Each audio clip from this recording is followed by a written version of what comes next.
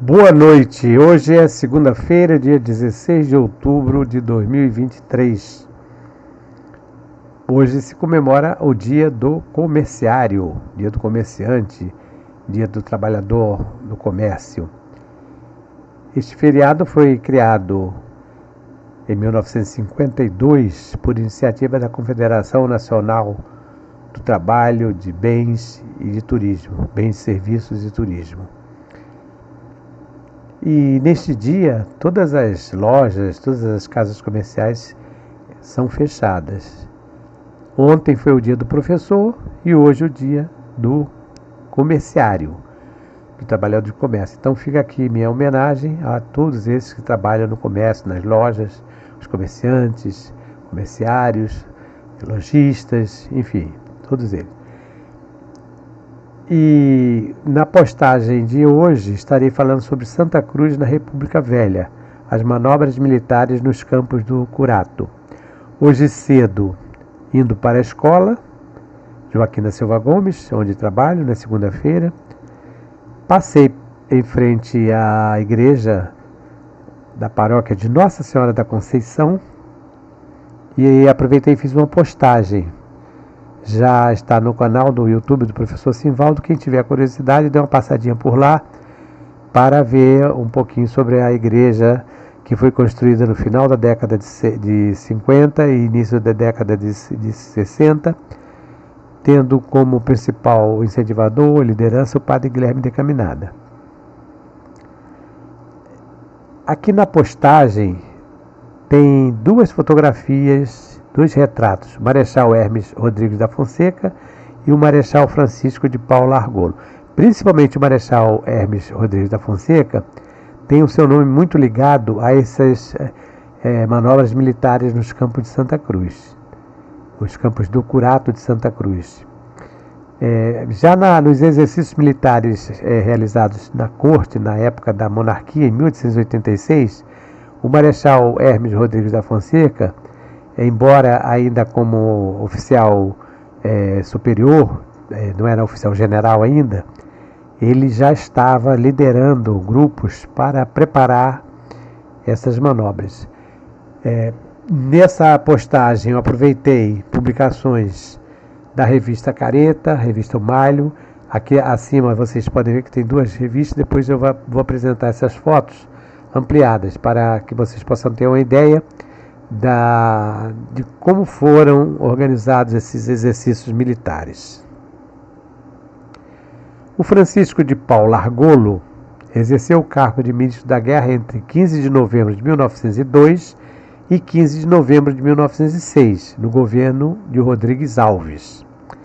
No mês de outubro de 1905, pouco mais de 20 anos após a realização dos grandes exercícios militares nos campos da Fazenda Imperial de Santa Cruz, o Ministério da Guerra, sob o comando do experiente Marechal Francisco de Paula Argolo, retorna ao Curato de Santa Cruz para novas manobras gerais das forças terrestres. Essa referência que eu estou fazendo aqui, de 20 anos, é porque em 1886, sob o comando do Conde D, com a participação do Marechal Deodoro da Fonseca e outros militares daquela época, que ainda, lembrando aqui que nós estávamos ainda na monarquia, nós tivemos aqui em Santa Cruz os grandes exercícios militares da corte, das tropas da corte. E esse Marechal Floriano Francisco de Paula Argolo, já em 1905, já comandou como ministro da Guerra. No arquivo do Exército, aqui no Rio de Janeiro, que fica no palácio ali ao lado da Central do Brasil, Palácio Duque de Caxias, existe um acervo preciosíssimo, com esses relatórios. Eu tentei procurar para ver se tinha esses relatórios na biblioteca digital, mas os de 1905, dessa época, 1905, 1906, não foram digitalizados. O de 1886, para quem tiver interesse, já está, o relatório já está digitalizado. É muito importante porque ali tem a descrição, os relatórios de cada setor das armas e dos serviços, né? No caso das armas, cavalaria, artilharia, o pessoal também de saúde, serviço de saúde, de intendência, cada equipe, cada grupo, cada tropa, os comandantes tiveram que fazer relatórios. E nesse relatório de 1886 pode ser consultado a partir da hemeroteca digital da Biblioteca Nacional. Os de 1905 não foram digitalizados. É muito interessante porque é um livro grosso, né, com muitas informações, inclusive inúmeras cópias de trabalhos cartográficos, porque na vinda, quando eles faziam esses exercícios, havia as tropas da arma de engenharia que ficavam encarregadas de fazer os croquis, os mapas, para mostrar como era o local onde seriam feitos os exercícios, né? E também com informações, inclusive, sobre a população, o perímetro urbano, porque os exercícios envolviam toda uma comunidade, um povoado, no caso aqui em Santa Cruz. Mas não só em Santa Cruz, porque as tropas vinham se deslocando do centro da cidade, do centro do Rio, até Santa Cruz, e ia passando por vários campos também, como no caso de Cascadura, Campo Grande, Campinho, Paciência. Então, cada local desse também eram feitos também cartas topográficas. Então, é um material muito precioso para quem se interessa pelo esse tipo de pesquisa, principalmente para quem se interessa por pesquisa da história militar.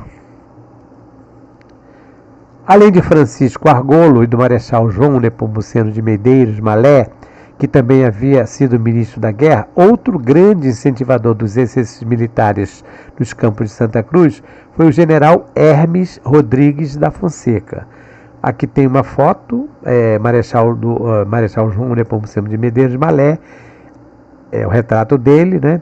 E aqui do lado direito, retirei da revista, de uma dessas revistas que eu citei, Careta, o desembarque de forças do Exército em Sepetiba, os chefes militares percorrendo o campo das manobras e o acampamento das forças do Curral Falso. Quer dizer, são 3 imagens, aqui é a legenda, no caso aqui a imagem se refere ao número 1, o desembarque, melhor, aqui é o número 3, o acampamento das forças do Curral Falso.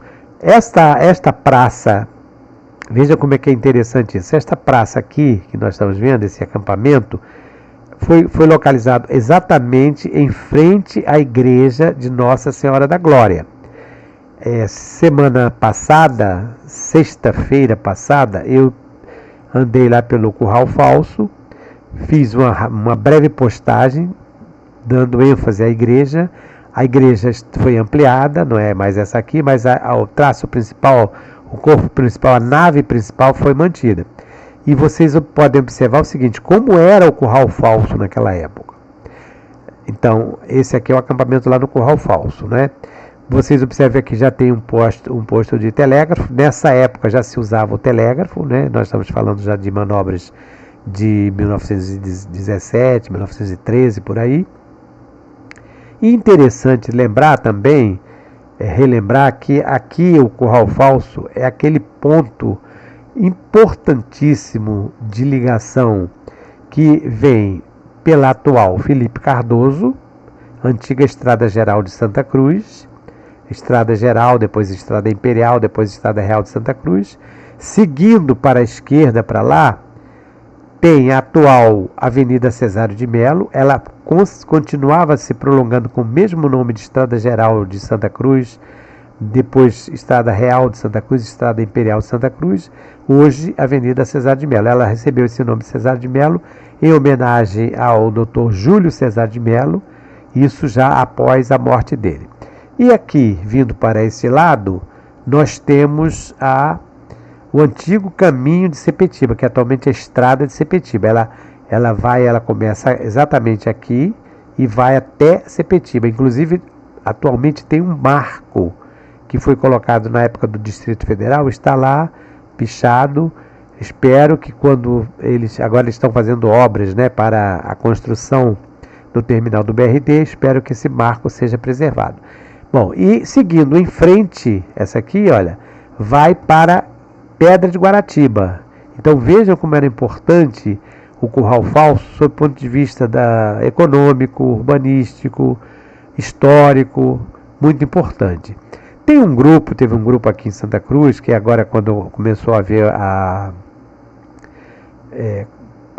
montaram o canteiro de obra para a construção lá do BRT, houve um movimento aqui em Santa Cruz de algumas pessoas, algumas lideranças, contrários, né, de certa forma, requerendo uma resistência dizendo assim, que não vão descaracterizar o curral falso. E ontem, na postagem que eu fiz no finalzinho, eu faço um comentário sobre isso. Não é possível querer manter as características do curral falso como elas eram nessa época, e muito menos como eram as características que eram na época do Cristóvão Monteiro, que o Cristóvão Monteiro foi o primeiro português a ocupar essa região aqui. Porque hoje, essas estradas, tanto essa que vai para a Avenida Cesar de Melo, como para Sepetiba, e principalmente aqui, esse eixo aqui que vai para a Zona Sul, passando pela Pedra, Barra de Guaratiba, Recreio dos Bandeirantes, Barra da Tijuca, principalmente é um movimento intenso de automóveis, de caminhões. Naquela época eram cavalos, eram carroças. Então, eu acho importante chamar a atenção novamente disso, porque não é possível ficar sonhando e manter as mesmas características. Porque vai descaracterizar. Tudo bem, mas vai fazer o quê?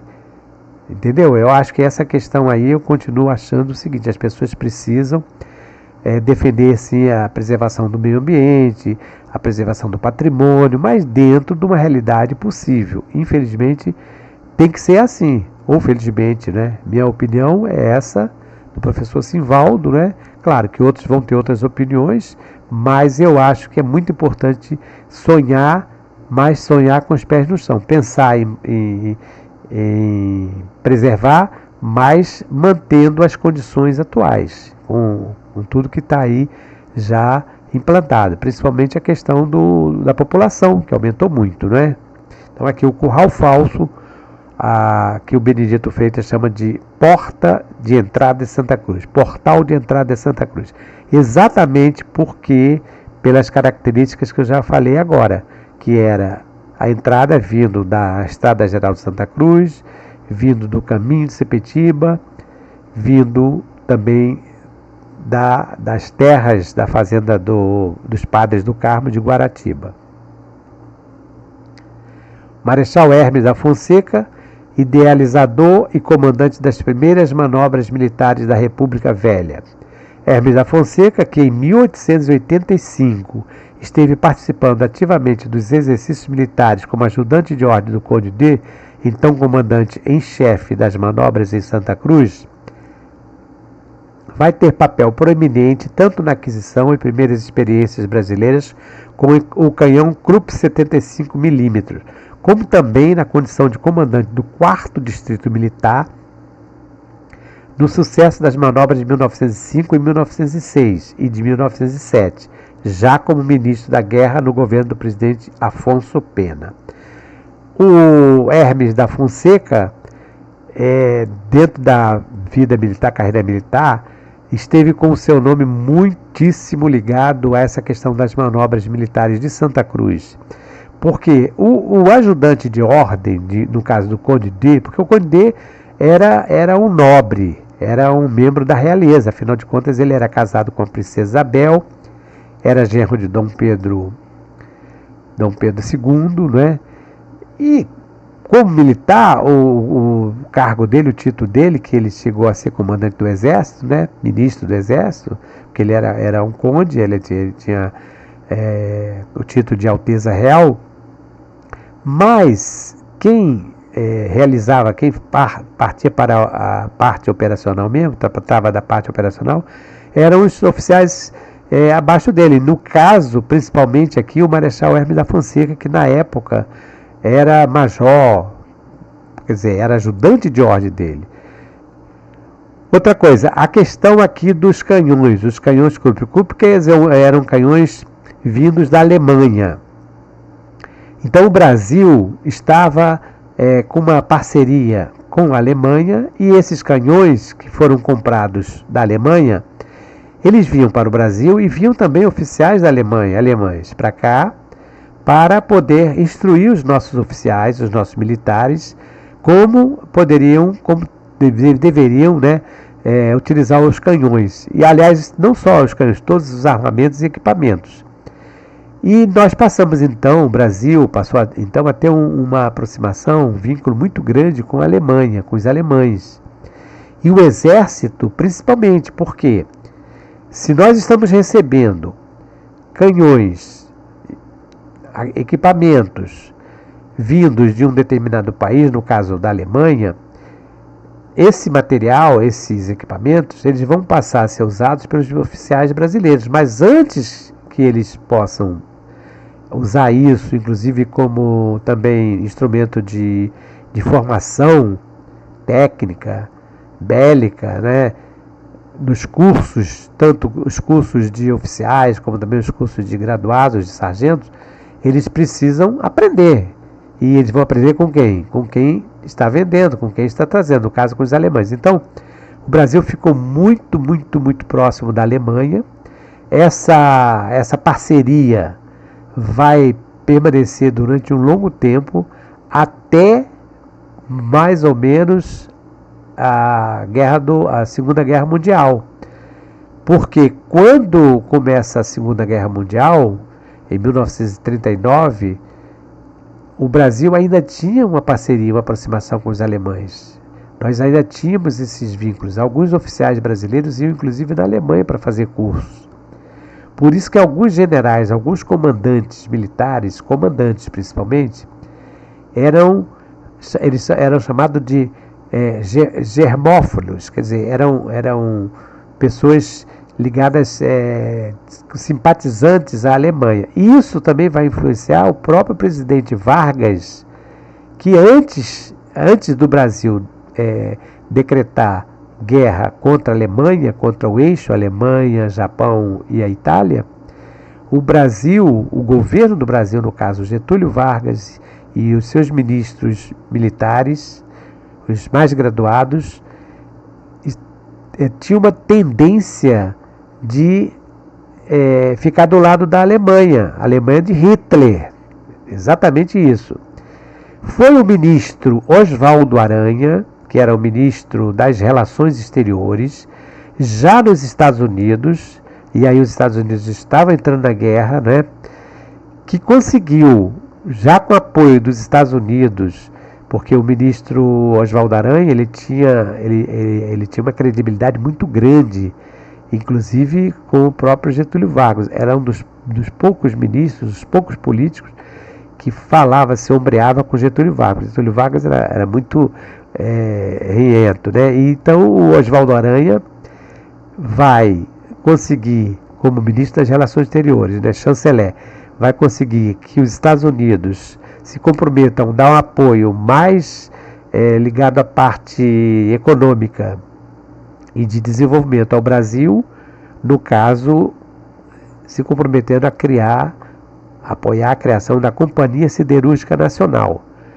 O Getúlio Vargas, então, muda de posição, os ministros também tem que mudar de posição, e o Brasil deixa o lado da Alemanha, que seria quase inevitável que o Brasil estivesse apoiando a Alemanha, e passa a apoiar os Estados Unidos. Mas foi um período assim de dificuldade, porque o Oswaldo Aranha ele teve que ter um embate com outros ministros, porque alguns ministros não aceitavam muito.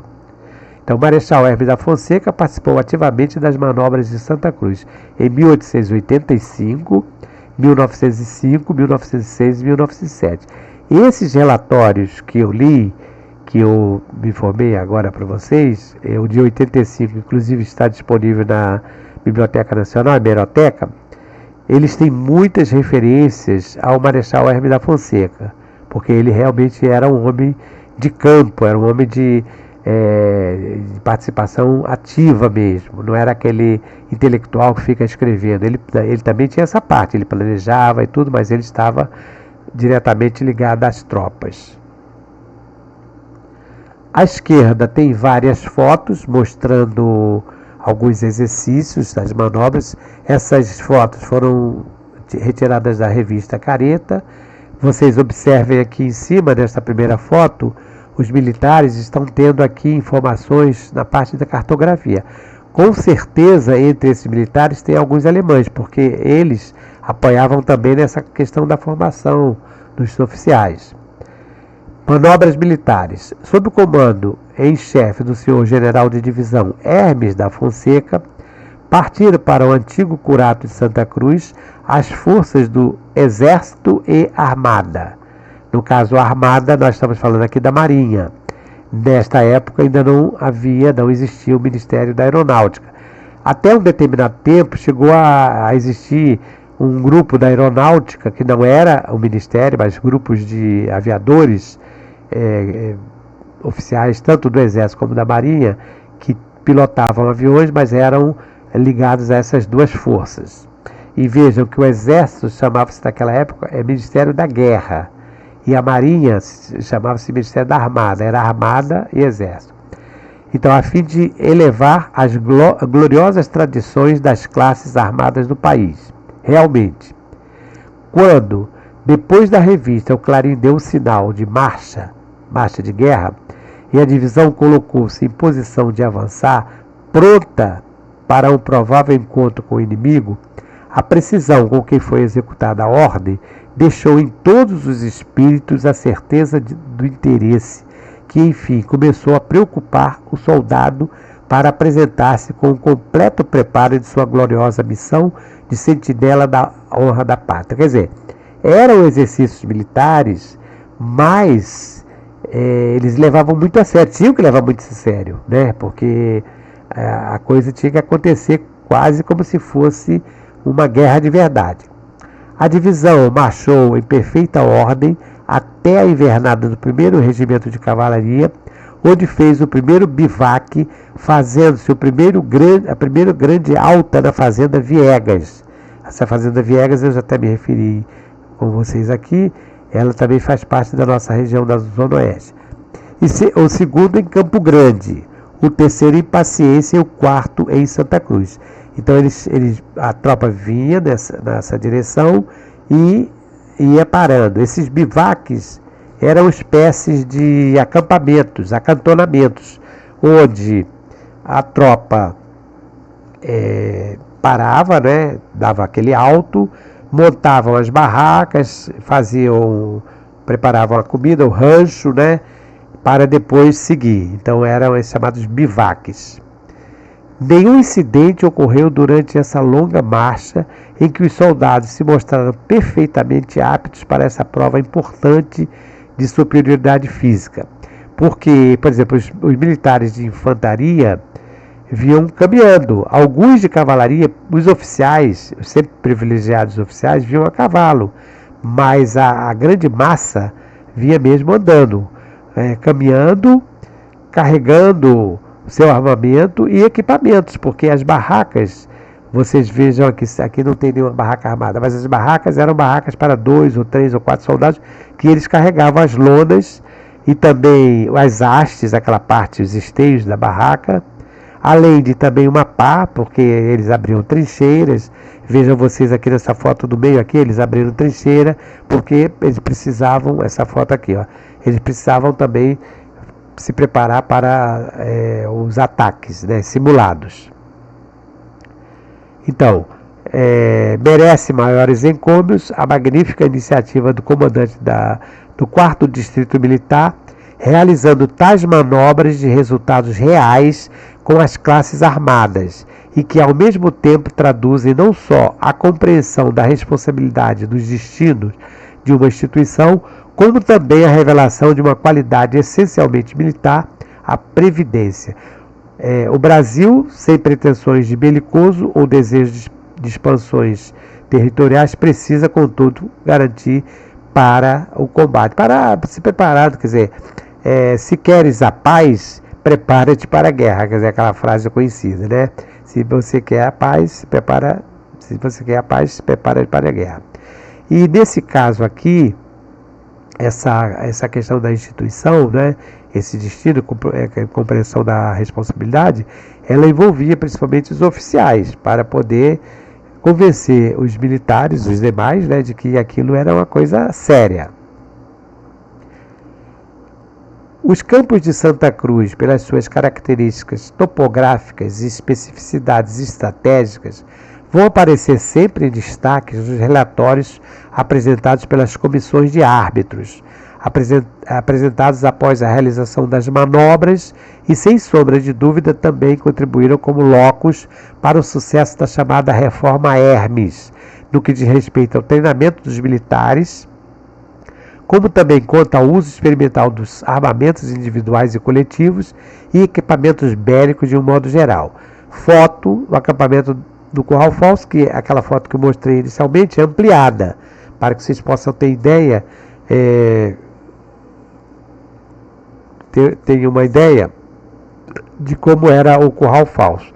Vejam as barracas que eu falei aqui. Essas barracas, algumas delas são barracas maiores, que eram transportadas em carroças, porque são barracas pesadas, mas as outras são pequenas, geralmente eram barracas divididas por 2 ou 4 soldados, cada um levava uma parte, depois eles se juntavam e montavam as barraquinhas aqui eram barracas de lona, com abertura aqui na frente, as estacas de madeira, não eram coisas pequenas, porque hoje, quem faz camping, né, há muito tempo eu fiz camping, né, hoje não sei mais o que é isso, mas as barracas de camping hoje elas são bem modernas, você faz um volume pequeno, as estacas são de alumínio, aquele alumínio duro, né? As estacas que prendem também os esteios, e antigamente eram madeira, aquelas estacas de madeira bem pesadas, entendeu? Então era uma coisa difícil de se transportar. Mesmo antes da realização das manobras de 1905, já em outubro de 1903, Santa Cruz era escolhida para os primeiros testes práticos com os canhões Krupp 75mm, após acidente que ocorrera no polígono de tiro em Realengo. Então, aconteceu esse problema, né? Com a explosão de um desses canhões, houve ferimentos e tudo mais. Então, eles passaram a fazer os exercícios em Santa Cruz, que era um local bem mais indicado. Vocês vejam aqui embaixo, eles levando o canhão, aqui em cima fazendo a manutenção. A necessidade do campo de instrução tornou-se mais evidente e urgente com a nossa situação atual, pois servirá para um caso de concentração de tropas e seu preparo, a fim de aproveitar a Serra de Jericinó para balas natural. Tornou-se necessário remover dali o terceiro corpo de trem, que está, aliás, muito mal instalado, tendo seus esquadrões aquartelados em casas sem condições higiênicas. Por isso, estou tratando de completar o concerto do Palácio Santa Cruz para removê-lo. Essa providência terá ainda a vantagem de ocupar Santa Cruz, localidade que, por sua grande importância estratégica, deve ser sempre bem conhecida do Exército. Trecho do relatório apresentado ao presidente da República em maio de 1917 pelo ministro da Guerra, general Caetano de Faria, evidenciando a importância de Santa Cruz para a realização dos exercícios militares. Ele está chamando a atenção aqui da importância pela própria localização topográfica, como nós já falamos anteriormente aqui. E como eu falei também na imagem anterior, o treinamento era um treinamento total. Os equipamentos, os uniformes, tudo isso fazia parte da manobra, da experiência. Os relatórios detalhadamente descrevendo, por exemplo, inclusive os uniformes. Estava sendo distribuído um uniforme novo. Como é que os militares reagiam àquele tipo de uniforme? Um equipamento, um cantil, uma barraca, tudo era anotado. E cada setor fazia seu relatório de acordo com as suas necessidades e com as suas características. De acordo com o laudo apresentado no relatório da Comissão de Árbitros, na manobra que teve lugar no dia 7 de outubro de 1905 no Curato Santa Cruz, o tema geral dos exercícios, que tiveram como principal comandante executor general Hermes Rodrigues da Fonseca, era resumidamente o seguinte: A divisão de manobras estava acampada na estrada de Santa Cruz, no entroncamento com a de Sepetiba, exatamente ali no Curral Falso, né? Tendo sua rede de postos avançado nesse último povoado, no povoado das Pedras, no município de Itaguaí, e em todos os caminhos por onde podia seguir o inimigo. Então vejam aqui vocês que exatamente na localidade ali, onde hoje tem o Curral Falso, porque ali era um ponto estratégico, né, esse entroncamento. Ainda hoje é. Simulação, tudo isso nós estamos falando de uma simulação. Não era uma guerra de verdade, mas era uma simulação quase querendo aproximar-se do real. Então, a simulação de ataque ao povoado de Santa Cruz por uma divisão militar, enquanto outra divisão deveria defender a região. Como os campos de Santa Cruz são bastante extensos e como eu falei, eram muitos campos, e na época dos jesuítas eram 22 campos, essa distribuição dos efetivos das tropas era de acordo com as regiões. Por exemplo, nós tínhamos aqui um grupo no Curral Falso, tínhamos um grupo lá do lado da João 23, tinha uma outra tropa lá onde tem ali a atual Vila dos Suboficiais e Sargentos da Aeronáutica, ali do Morro do Redondo. Para o desenvolvimento do tema, foi o inimigo figurado com o efetivo de uma divisão igual à de manobra, convencionando-se as companhias de infantaria e os esquadrões de cavalaria fossem representados por pequenos contingentes dessas armas, levando bandeiras, cuja cor seria vermelha para a infantaria e branca para a cavalaria, e quanto à artilharia, que fossem os dois grupos da divisão representados por uma só peça, com a respectiva guarnição e uma bandeira amarela.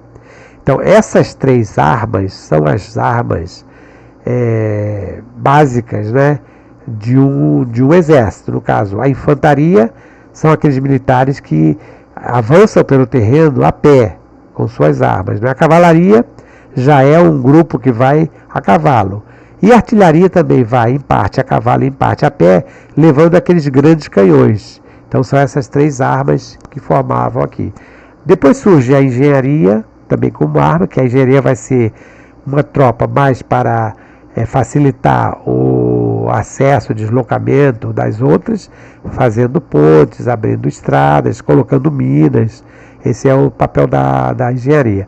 E os serviços, no caso, intendência, porque não é possível fazer uma atividade dessa, que dura dias, dura semanas, sem ter uma alimentação, que os militares precisam se alimentar, precisam almoçar, jantar, precisam se vestir. E quem é responsável por isso? Exatamente a intendência. Então a intendência tem uma importância fundamental, porque toda essa parte de apoio, apoio ligado à manutenção, fornecimento de água, fornecimento de alimentação, de uniformes, por conta da intendência. E a parte de saúde, porque vai para o campo, ocorrem acidentes com os cavalos, ou mesmo caminhando. É preciso de ter, então, uma equipe de saúde muito bem organizada. Tem também a parte das comunicações. Vocês viram ali aquele telégrafo, né? Porque também havia necessidade de fazer a rede de comunicações, informando a partir da tecnologia que existia naquela época. Não havia telefone celular. Você chega hoje, você liga, telefone celular se comunica. Naquele tempo não, naquele tempo eram sinais sonoros, bandeira, ou sinal, no caso Morse, né? Ou no caso da telegrafia e tudo mais. Então aqui está descrevendo que são dois partidos, né? O general Hermes da Fonseca telegrafou ao ministro da Guerra, cientificando das operações de hoje. Então é a questão da comunicação para que todos pudessem saber como estavam sendo desenrolado o exercício. Ainda segundo o relatório de 1905, a divisão de manobras, sabendo graças ao seu serviço de segurança que o inimigo operava desembarque no campo de São Luís, entre o canal do Itá e o aterrado da estrada de Itaguaí, atual Avenida João 23, partiu para dar-lhe combate. Então aquela parte ali onde tem a João 23, onde tem o canal do Itá, ali nas proximidades do Hospital Pedro II, ficava esse grupo.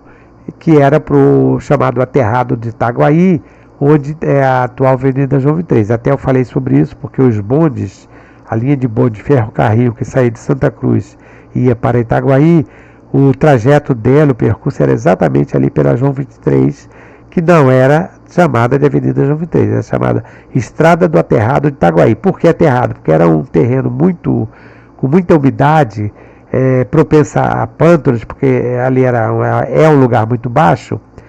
Então foi preciso fazer uma parte de aterro, de elevação, para que o bondinho pudesse circular. Mesmo assim, em casos de muitas chuvas mais fortes, às vezes o bondinho acabava passando por dentro d'água.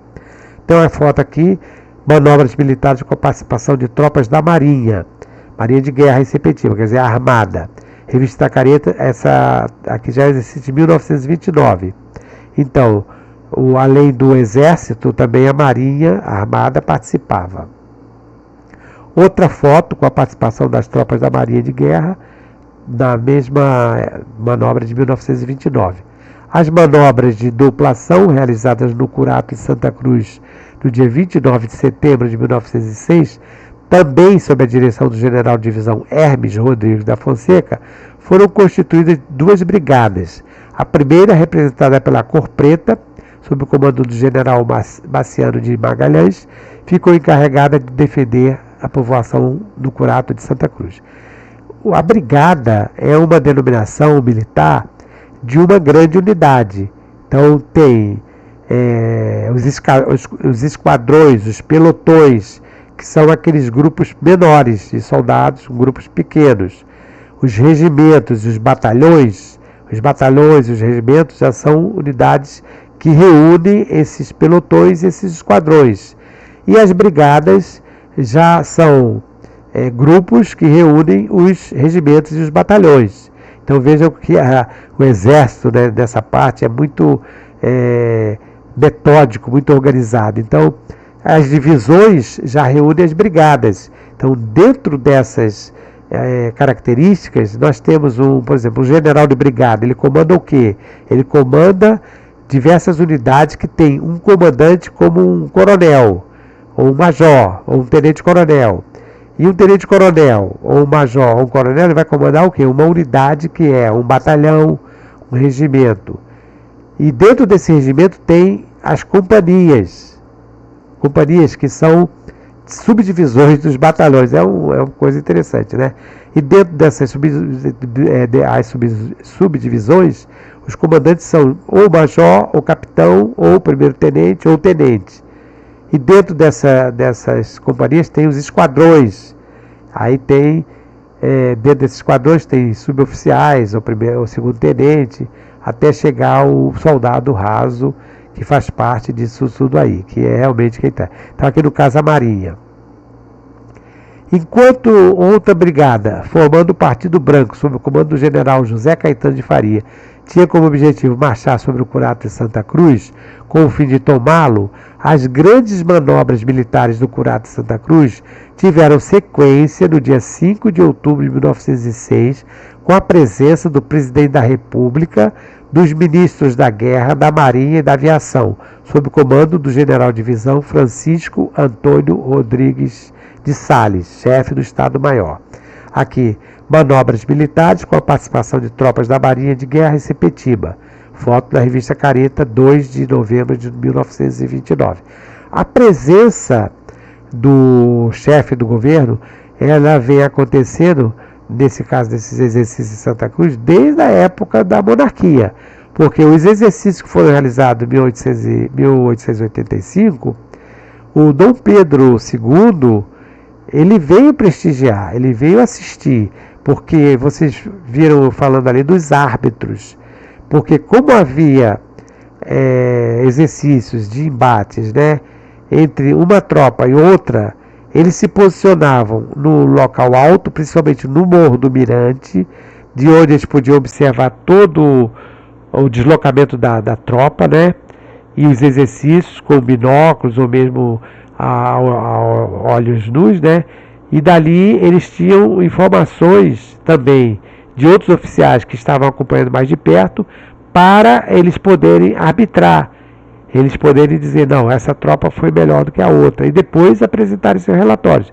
E o imperador, no caso de 1885, ele veio a Santa Cruz, inclusive no encerramento, foi realizado em Santa Cruz, no Palácio Imperial de Santa Cruz, que é atual quartel, um grande baile.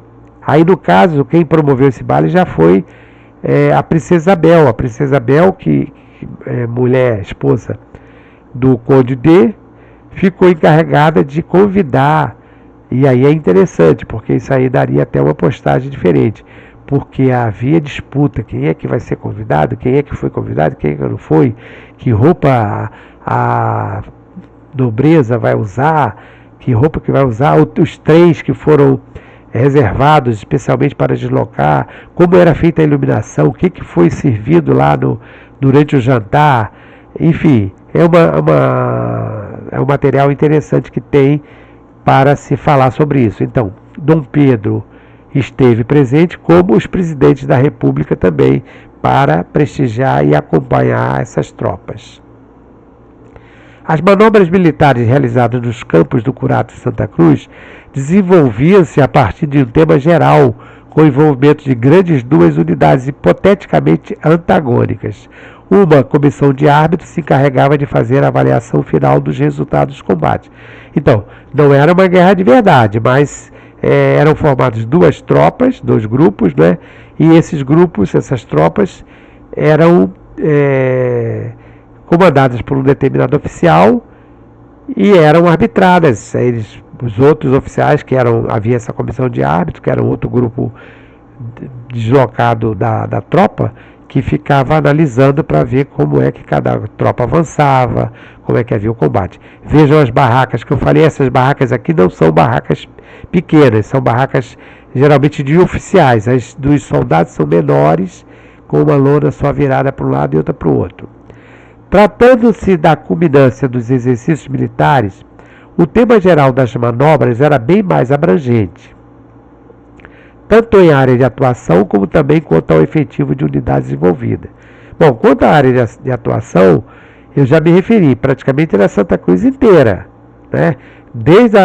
Até chegando até Itaguaí. Até Itaguaí entrava também uma parte dessa, mas a João 23 toda, o lado aqui da Areia Branca, o lado dos Jesuítas, todas essas áreas aqui, Curral Falso, tudo assim, tinham as tropas espalhadas, né?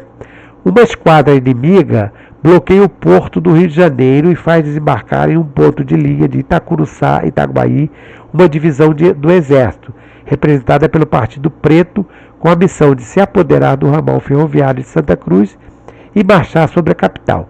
Como se tratava de um exercício nacional, acabava envolvendo praticamente todo o Rio de Janeiro, até mesmo Itaguaí, onde, já que o porto do Rio de Janeiro estava bloqueado, então era preciso encontrar uma outra saída, né? Aí eles vão partir para o porto Itaguaí. Por outro lado, um destacamento de forças das três armas, Partido Branco, três armas aqui no caso, cavalaria, infantaria e artilharia, tirado da divisão em Cascadura cobre esta cidade, está entrincheirado no Curato de Santa Cruz e tem por missão impedir ao inimigo a realização do seu plano e repeli-lo. Então vocês viram aqui que é uma área muito extensa, tanto desde Cascadura, Itacuruçá e Itaguaí. Quando chega Itacuruçá e Itaguaí já envolve uma tropa da Marinha, porque vai precisar de navios, né? Nas manobras de 1907, a presença do general Hermes Rodrigues da Fonseca, grande idealizador e principal comandante das manobras dos anos anteriores, vai ser marcada como ministro da guerra, bastante prestigiado pelos presidentes Afonso Pena, Nilo Peçanha e Rodrigues Alves, que o promoveu a marechal. Então, o Rodrigues Alves promoveu a marechal. Aqui nós temos o Afonso Pena, manobras militares dos campos do Santa Cruz, além do presidente da República, Afonso Pena, terceiro sentado a partir da esquerda, esse aqui, olha, no meio, né? Aparece também o Barão do Rio Branco, está aqui o Barão do Rio Branco aqui, de pé, e o Marechal Hermes da Fonseca de pé, uniformizado, tá? Marechal Hermes da Fonseca também aqui, ó. é uma foto da revista Careta de 1945. Então vejam os ministros, os outros são ministros, são políticos que vinham para Santa Cruz. Aqui é um palanque que foi armado, né, para que suas excelências não tomassem sol. O Barão do Rio Branco foi ministro das Relações Exteriores de grande prestígio, né? Só para vocês terem uma ideia, quando o Barão do Rio Branco morreu, parece que foi na semana de carnaval, segundo eu li, o carnaval foi cancelado, não houve carnaval nessa semana da morte do Barão do Rio Branco. E a Avenida Rio Branco tem o nome dado em homenagem a ele. Ele era filho do Visconde de Rio Branco, que também foi um político muito importante. E Marechal Hermes da Fonseca foi também um grande incentivador dos exercícios táticos e da reorganização do Exército Brasileiro. Foi colega de ministério e amigo do Barão do Rio Branco, que lhe sugeriu contato e aproximação com oficiais do Exército Alemão, onde Hermes da Fonseca foi buscar conhecimentos técnicos e administrativos que serviram de inspiração para as grandes transformações do nosso Exército, incluindo a instituição do serviço militar obrigatório, reorganização nacional das grandes unidades e comandos e a realização das manobras militares a partir das experiências de Santa Cruz. Depois vocês vão ver que as manobras que começaram em Santa Cruz foram espalhadas por outros países. Aqui tem o Barão do Rio Branco sentado, que era ministro importantíssimo, e o Marechal Hermes da Fonseca. O presidente da República, em companhia do Marechal Hermes, Dr. Miguel Calmon, Barão do Rio Branco, corpo diplomático, assistem o desfile das forças em continência. Então aqui o Barão do Rio Branco, aqui o Afonso Pena e o Marechal Hermes. Hermes da Fonseca foi responsável pela reorganização do Exército Brasileiro nos anos iniciais do século XX, usando os campos do Curado de Santa Cruz para treinamento. Então esta organização aqui, como já falei, incluía tudo o que se pode imaginar, desde os exercícios táticos, né, de guerra, como a utilização de novos equipamentos e novos uniformes. A reorganização do Exército Brasileiro envolvia também a aquisição de armamento, equipamentos, utensílios para uso nos quartéis, aparelhos de comunicação, instrumental hospitalar, bem como o domínio das tecnologias e métodos próprios, sendo preciso receber o atendimento de orientação direta dos fabricantes e fornecedores, o que se tornava mais viável por ocasião das grandes manobras, exercícios específicos e experiências práticas. Então aqui tem as manobras oficiais da 6ª Bateria, nivelando luneta de artilharia. Os mesmos oficiais aplicando aos sargentos, né, o manejo da luneta. Então eles aprendiam com os oficiais que vinham de fora e depois eles passavam para os oficiais locais ou sargentos. Eleito presidente da República em março de 1910, o Marechal Hermes da Fonseca retorna aos campos do Curado de Santa Cruz, não mais como destemido comandante das divisões que se defrontavam hipoteticamente, mas sim como principal mandatário do país, que ele, desde o início do século XX, ajudara a constituir e manter um exército relativamente treinado e bem melhor equipado do que encontrara. Então ele está aqui, vindo já como presidente da República, mas sempre com aquele olhar voltado para os tempos que ele comandou a tropa diretamente do terreno.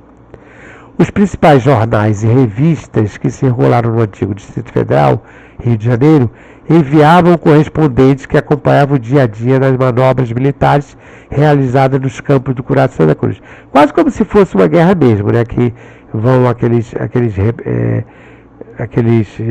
jornalistas que estão representando seus jornais.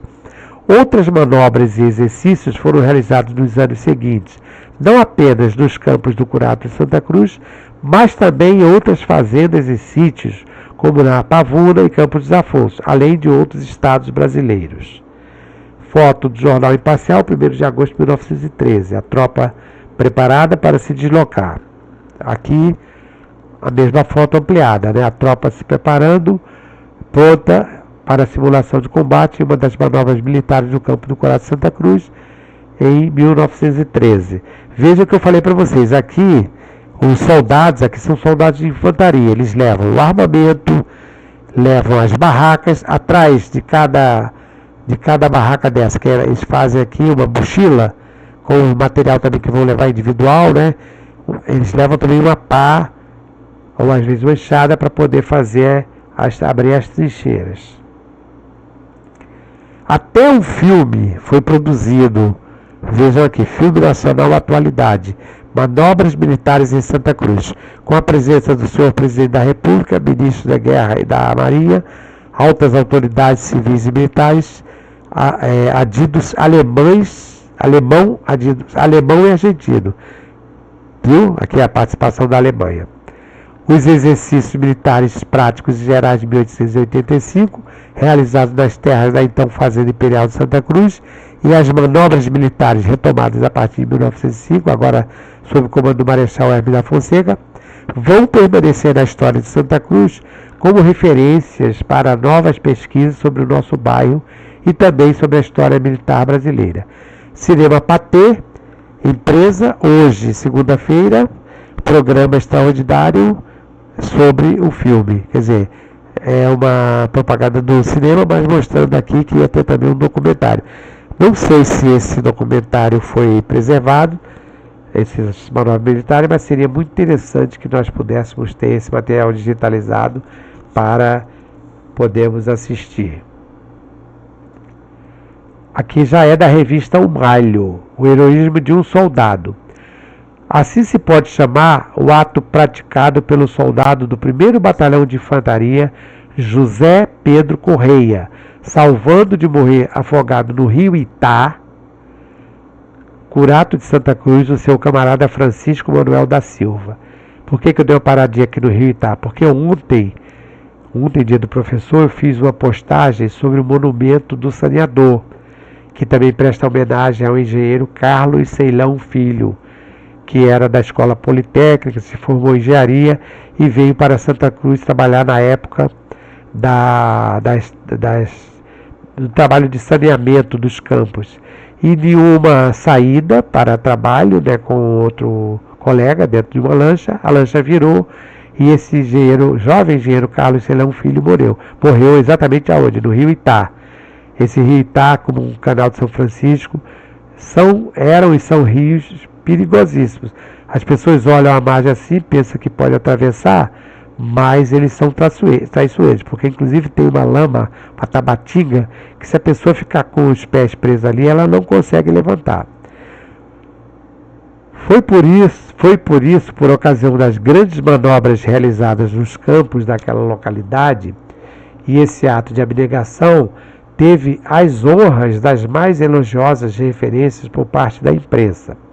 José Pedro arriscara a própria vida para salvar de outrem, e essa prova de altruísmo não podia passar despercebida aos poderes públicos. Impunha-se pelo menos a recompensa moral desse feito heróico. Uma medalha humanitária lhe foi concedida e o valente cabo de guerra teve a satisfação de a receber com todas as honras, conforme nossas gravuras o mostram.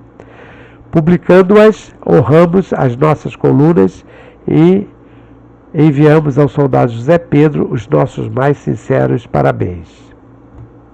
Aqui já é uma outra notinha sobre outro assunto.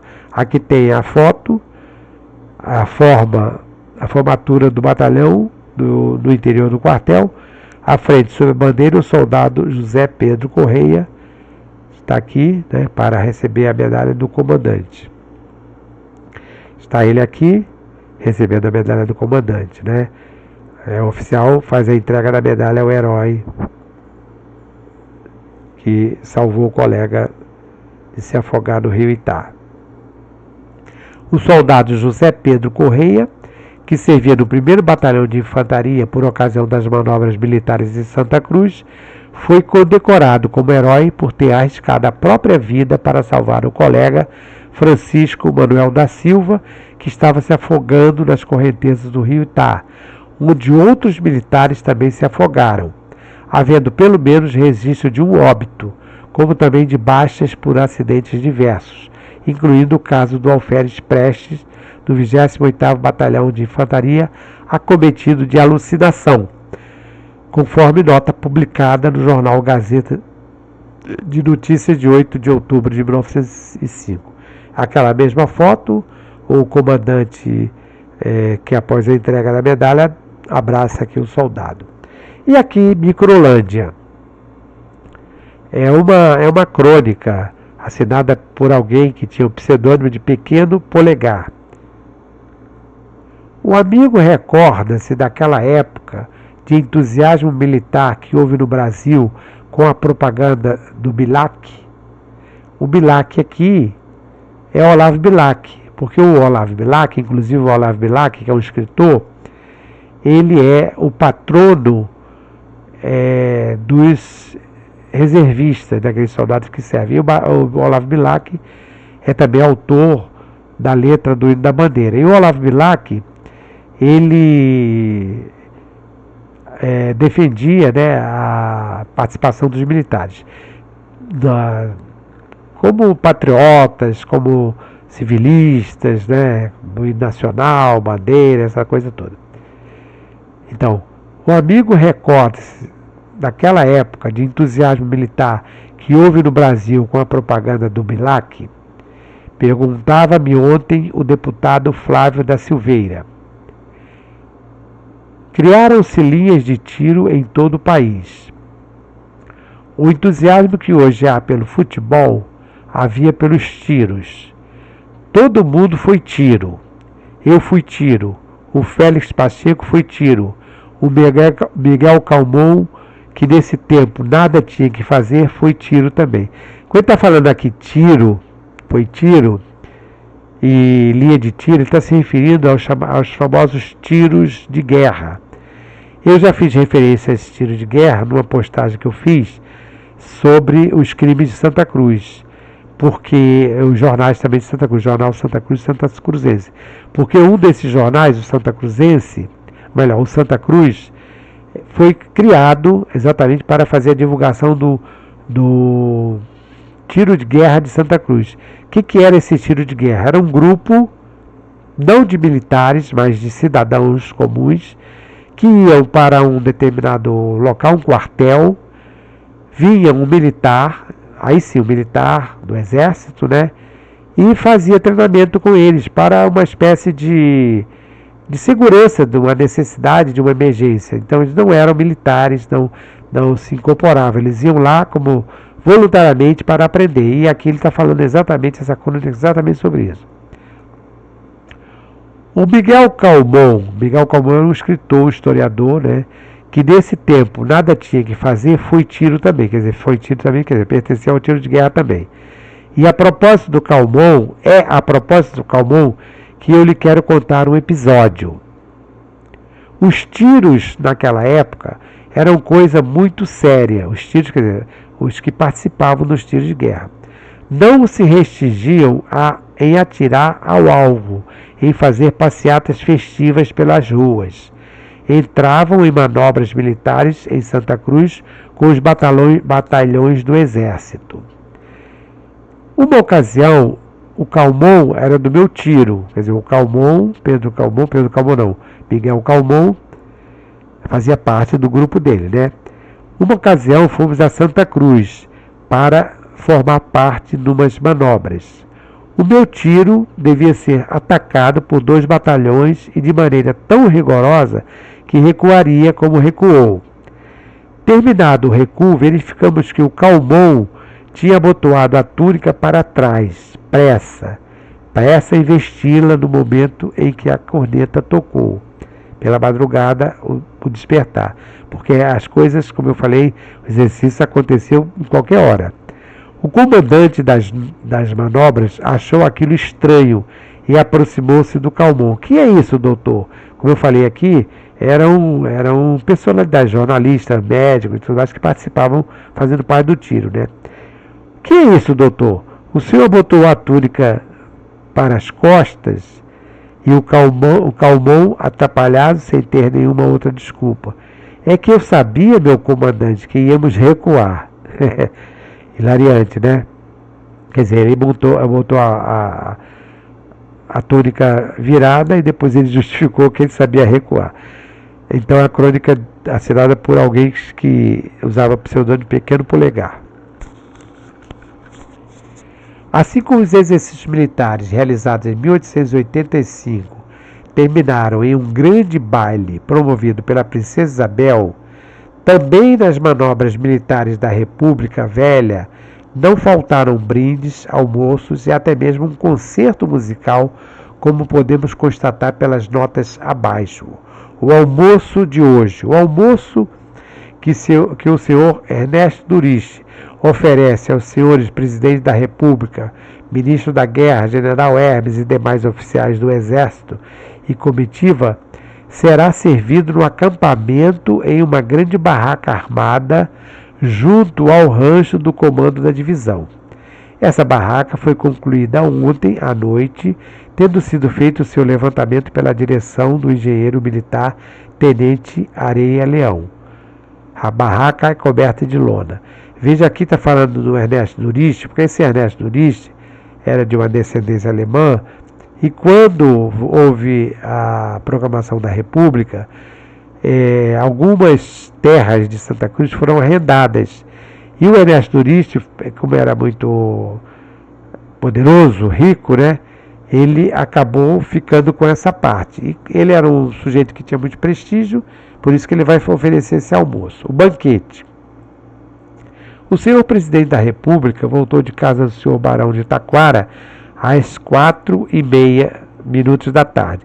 O Barão de Taquara morava aqui nas proximidades de Santa Cruz e ele, inclusive a baronesa de Taquara, o Benedito Freitas cita muito, eles estavam sempre em Santa Cruz. E eles também tinham propriedades em Santa Cruz. Não sei se ele está se referindo a essa propriedade aqui que tinha em Santa Cruz, o Barão de Taquara.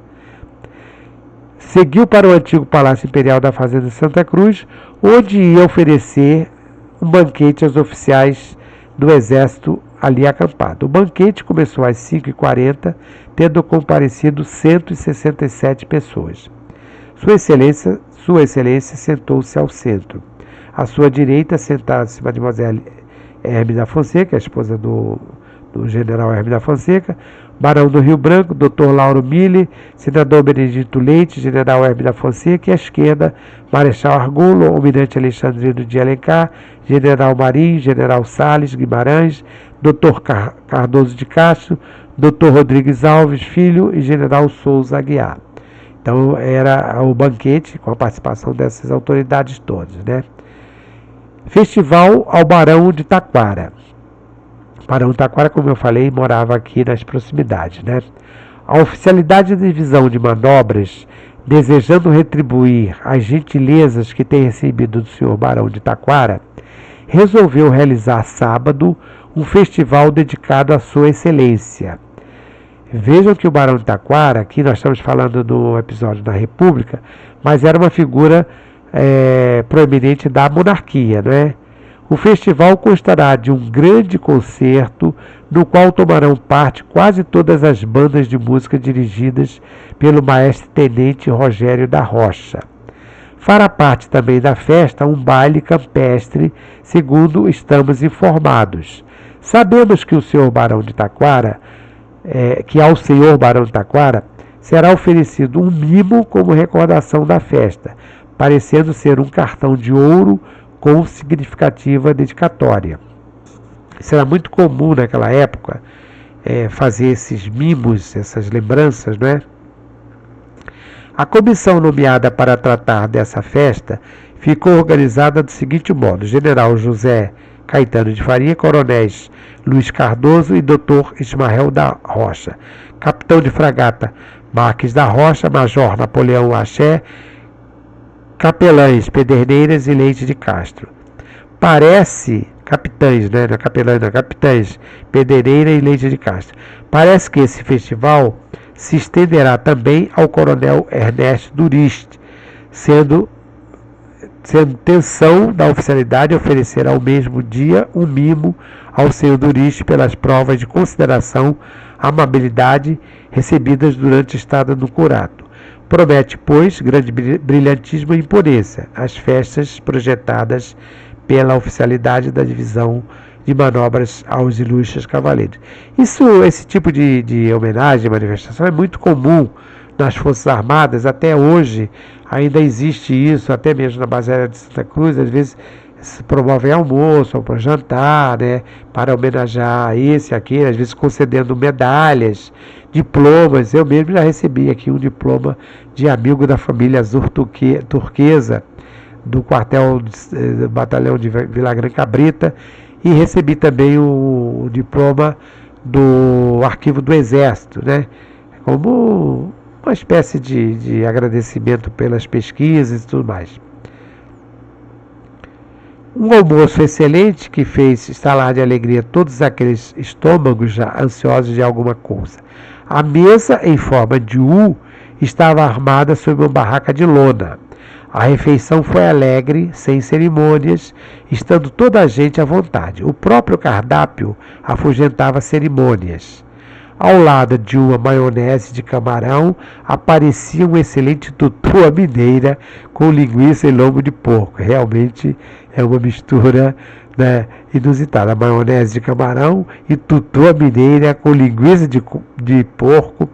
Depois de uma fritada de presunto, veio o admirável churrasco de campanha. Olha que almoço, hein?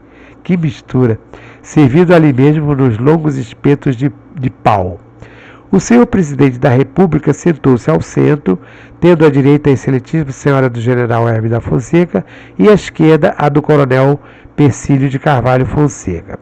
Logo após o almoço, todos tomaram direção ao Mirante. Olha o Mirante aqui. O Marechal Barbosa e o senador Benedito Leite chegaram-se a nós. Vamos ao nosso carro? Este aproximou-se. Tomamos lugar. Um forte psiu fez com que o nosso cocheiro domasse os cavalos. A gente está falando do carro aqui, mas na verdade era uma carruagem, uma carroça, uma charrete. Era o deputado Lamounier, Godofredo, que também queria ir ao Mirante. Entrou e sentou-se alegremente. O Marechal Barbosa mandou tocar o carro para a ramada do 1º Regimento de Cavalaria. Então vejam aqui, nós estamos falando do Mirante, porque o Mirante, inclusive nos exercícios de 1885, tem uma foto que aparece o Conde D no centro, o Marechal Deodoro ao lado dele, o Floriano Peixoto também, o Hermes da Fonseca, que ainda eram oficiais superiores, não eram oficiais generais, no Mirante Imperial, lá em frente, numa construção que havia lá, uma construção em formato octagonal. E tem um livro de fotografias constando que aquela foto foi tirada na Praia Vermelha. Quer dizer, foi um erro aí de quem fez a legenda, de quem fez a pesquisa. A fotografia foi tirada em Santa Cruz durante os exercícios em Santa Cruz. Então, aqui nós falamos sobre essas manobras da postagem de hoje, para que vocês possam ter uma ideia da importância dos campos de Santa Cruz também sob o ponto de vista militar.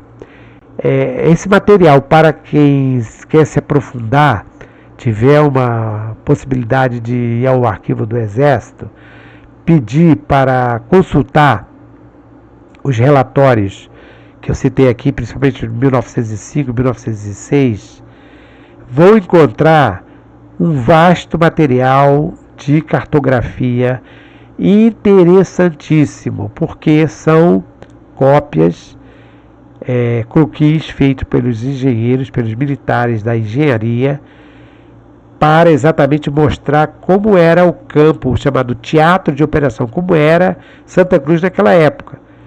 Eu consegui, a partir do comandante lá, o diretor do arquivo do Exército, Coronel Cláudio, que é também historiador, já escreveu vários livros sobre a história.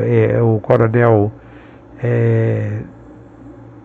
veio a Santa Cruz numa ocasião e fez a doação ao NOP de alguns desses mapas que nós chegamos a publicar no nosso jornal do NOP, mostrando Santa Cruz. Inclusive ali, aquela parte onde atualmente hoje é a Praça Marquês do Herval, também onde é o cemitério do Mirante, porque essas comissões de árbitro, elas ficavam posicionadas em locais de maior altitude. Então, o coronel Cláudio Moreira Bento, gaúcho, que pesquisou também esse assunto, ele fez essa doação ao NOP, desses croquis, desses mapas. Quem tiver possibilidade de ver os NOP, jornais do NOP antigo, vão ver que nós publicamos esses desenhos, esses mapas. Então, encerro por aqui esta postagem. Espero que vocês tenham acompanhado, se interessado, né? E se por acaso gostaram, não esqueçam de compartilhar e fazer um comentário. Uma boa noite e até uma próxima oportunidade. Mais uma vez, meus cumprimentos, minhas saudações a todos os comerciantes, comerciários, lojistas, todos aqueles que trabalham com o comércio. Um abraço e até a próxima. Aqui é o canal de História do Professor Simvaldo.